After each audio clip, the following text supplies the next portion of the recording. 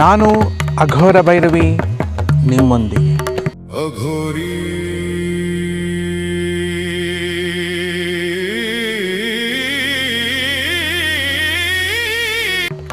ಈ ವಿಡಿಯೋವನ್ನು ಸ್ವಲ್ಪ ಕಣ್ಣಲ್ಲಿ ಕಣ್ಣಿಟ್ಟು ನೋಡ್ರೋ ಬಡ್ಡೆ ಹುಡುಗ ಹುಡುಗಿರ ಅವ್ರ ಕೈ ಬೆರಳು ಶೇಕ್ ಆಗ್ತಾ ಇದೆ. ಇದು ಈ ವಯಸ್ಸಿಗೆ ಸಹಜ. ಅಂದರೆ ಪಾಪ ಈ ವಯಸ್ಸಿನಲ್ಲೂ ಕೂಡ ಅವರ ದುಡಿಮೆ ಎಂಥದ್ದು, ಬುದ್ಧಿಶಕ್ತಿ ಎಂಥದ್ದು ಸ್ವಲ್ಪನಾದರೂ ಗೊತ್ತಾ ನಿಮಗೆ? ಆ ಮಹಾರಾಯ ನಮ್ಮ ಭಾರತ ದೇಶದ ಪ್ರಧಾನಮಂತ್ರಿಯಾಗಿ ಈಗಲೂ ಕೂಡ ಸೇವೆ ಸಲ್ಲಿಸ್ತಾ ಇದ್ದಾರೆ. ಆದರೆ ನೀವೆಲ್ಲ ಏನು ಮಾಡ್ತಿದ್ದೀರ? ಅವರ ವಯಸ್ಸು ನೀವು ತಲುಪೋಷ್ಟರಲ್ಲಿ ನೆಗೆದು ಬಿದ್ದು ನೆಲ್ಲಿಕಾಯಿ ಆಗಿ ಬೆಟ್ಟದ ಮೇಲೆ ಕಳ್ಳಿ ಗಿಡ ಆಗಿ ಹುಡ್ತೀರ. ಹುಷಾರ್. ಈ ಫೋಟೋ ನೋಡಿ, ಅವರ ತಾಯಿಗೆ ಅವರು ಯಾವ ರೀತಿ ಸೇವೆ ಮಾಡ್ತಿದ್ದಾರೆ ಅಂತ, ಹೇಗೆ ಮಗು ಥರ ನೋಡ್ಕೋತಾ ಇದ್ದಾರೆ ಪಾಪ.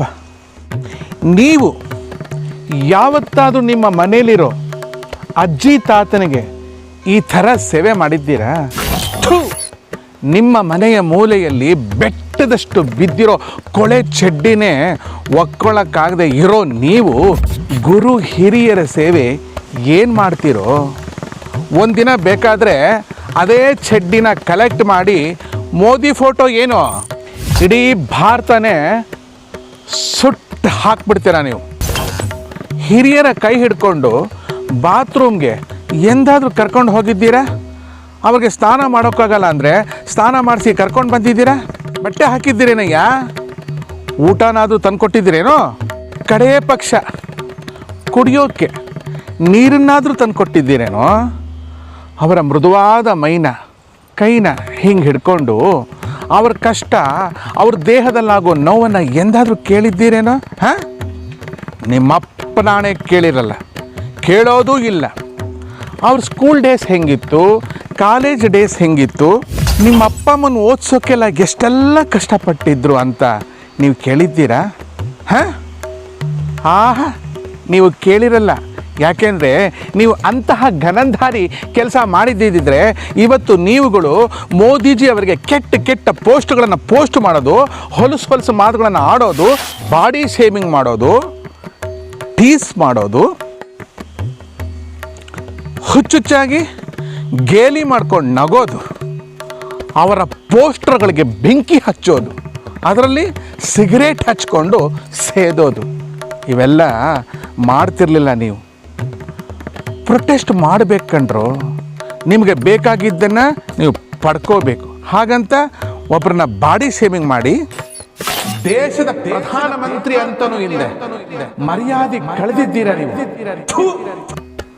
ಇವತ್ತು ಅವ್ರಿಗೆ ನೀವು ಈ ರೀತಿ ಎಲ್ಲ ಮಾಡಿರೋದು ಬೇರೆ ದೇಶದ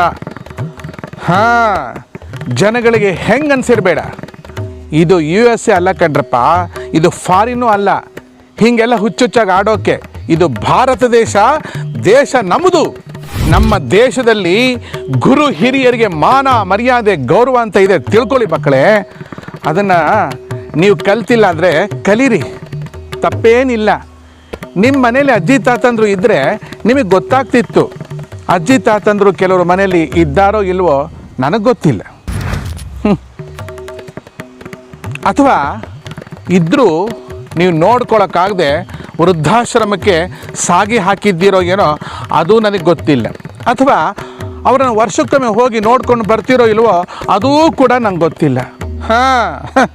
ಮನೆಯಲ್ಲಿ ವಯಸ್ಸಾಗಿರೋ ಜೀವಿಗಳಿದ್ದರೆ ಅದು ಎಷ್ಟು ಸುಂದರವಾಗಿರುತ್ತೆ ಅನ್ನೋದು ಅದು ಕಳ್ಕೊಂಡಿರೋರಿಗೆ ಗೊತ್ತು. ನಾವೆಲ್ಲ ನಮ್ಮ ಅಜ್ಜಿ ತಾತಂದ್ರನ್ನ ಮೈಕೈ ಮುಟ್ಟಿ ಮೈಕೈ ಎಲ್ಲ ತಿಕ್ಕಿ ಹಿಂಗೆಲ್ಲ ಅವ್ರು ನಗಿಸಿ ಅವ್ರ ಜೊತೆ ಹಾಡು ಹಾಡಿ ಮಾತು ಹರಟ್ಕೊಂಡು ಸ್ವಲ್ಪನೂ ಅವ್ರಿಗೆ ಹರ್ಟ್ ಮಾಡದಂತೆ ಹೀಗೆಲ್ಲ ಮುದ್ದು ಮುದ್ದು ಮಾಡಿಕೊಂಡು ನಾವೂ ಸಂತೋಷಪಟ್ಟು ಅವ್ರನ್ನೂ ಖುಷಿಪಡಿಸಿ ಅವರ ಆಶೀರ್ವಾದ ತಗೊಂಡು ಇವತ್ತಿಗೂ ಚೆನ್ನಾಗಿ ಬಾಳ್ತಿದ್ದೀವಿ ಗೊತ್ತಾ? ಯಾಕಂದರೆ ನೀವಂಥ ಗನಂಧಾರಿ ಕೆಲಸ ಮಾಡಿದ್ದಿದ್ದರೆ ನಿಮಗೂ ಕೂಡ ಗೊತ್ತಾಗ್ತಿತ್ತು ಆ ಹಿರಿಯರ ಪ್ರೀತಿ ಏನು ಅಂತ, ಅವರ ಆಶೀರ್ವಾದ ಅಂದರೆ ಏನು ಅಂತ, ಆಶೀರ್ವಾದದ ಬಲವೇನು ಅಂತ ಅದೇ ಗೊತ್ತಿಲ್ಲ ನಿಮಗೆ. ನಾಯಿ ಕೊಡೆ ಥರ ಹುಟ್ಟಿ ಸಾಯೋ ನೀವುಗಳು ಅಟ್ಲೀಸ್ಟ್ ಒಂದು 5 ನಿಮಿಷನಾದರೂ ಟೈಮ್ ಕೊಟ್ಟಿದ್ದೀರೇನೋ ನಿಮ್ಮ ಹಿರಿಯರಿಗೆ? ಬರೀ ಮೊಬೈಲ್ ಒಳಗಡೆ ಮುಖಾಮೆ ತುರ್ಸ್ಕೊಳ್ಳೋ ನಿಮ್ಗೇನು ಗೊತ್ತು ಗುರು ಹಿರಿಯರ ಮಹಿಮೆ.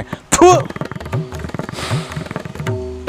ಹೀಗೆಲ್ಲ ಇಂಥವ್ರಿಗೆ ಸ್ವಲ್ಪನಾದರೂ ಟೈಮ್ ಕೊಟ್ಟಿದ್ದಿದ್ರೆ ಇವತ್ತು ಭಾರತ ದೇಶದ ಪ್ರಧಾನಮಂತ್ರಿಯವರಿಗೆ ಅಷ್ಟು ವಯಸ್ಸಾದ ಹಿರಿಯ ವ್ಯಕ್ತಿಯ ಬಗ್ಗೆ ಈ ರೀತಿ ಕೇವಲವಾಗಿ ನಡ್ಕೊತಿರ್ಲಿಲ್ಲ ನೀವು. ಇನ್ಮೇಲಾದರೂ ಬುದ್ಧಿ ಕಲಿರಪ್ಪ. ನಿಮಗೂ ವಯಸ್ಸಾಗುತ್ತೆ, ಒಂದಲ್ಲ ಒಂದಿನ ನಿಮಗೂ ವಯಸ್ಸಾಗತ್ತೆ, ನೆನಪಿರಲಿ. ಈಗ ನಿಮಗೆ ಹಸಿ ಬಿಸಿ ರಕ್ತ ಥಕತೈ ಅಂತ ಕುಣಿದು ಎಗರಾಡ್ತೀರ, ಎಲ್ಲ ಹಂಗಿಸ್ತೀರ, ಎಲ್ಲ ಮಾತಾಡ್ತೀರ. ಒಂದು ಮಾತು ತಿಳ್ಕೊಳ್ಳಿ, ನಿಮಗೇ ವಯಸ್ಸಾದಾಗ ಇದೇ ನಿಮಗೆ ರಿಟರ್ನ್ ಸಿಗುತ್ತೆ. ಸ್ವಲ್ಪ ಎಚ್ಚರ ಇರಲಿ ನಿಮಗೆ, ತಿಳಿತೇನ್ರೋ? ಆವಾಗ ನಾನು ಹೇಳಿದ್ದೆಲ್ಲ ನೆನಪಾಗತ್ತೆ ನಿಮಗೆ. ಹಂಗಾಗಬಾರ್ದು ಅಂತ ಇದ್ದರೆ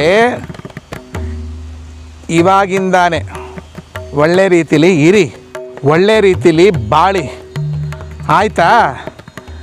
ಹೇ